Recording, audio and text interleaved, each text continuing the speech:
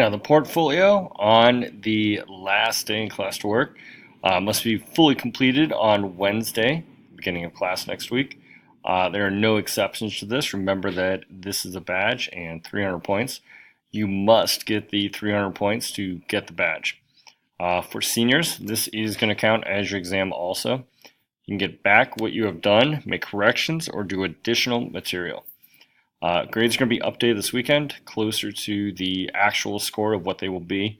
If you turn in the first 3 parts today and they're acceptable, I will assume that you are complete with the portfolio. If you don't, then I know you're not. If there is a part you're struggling with, or if you want to make sure that you get all of the points on this, there's an additional assignment that you can do. There's a comic on the site, Make Beliefs comic. You must make a 6 to 9 panel comic on the site, which could be used to inform someone about the topic.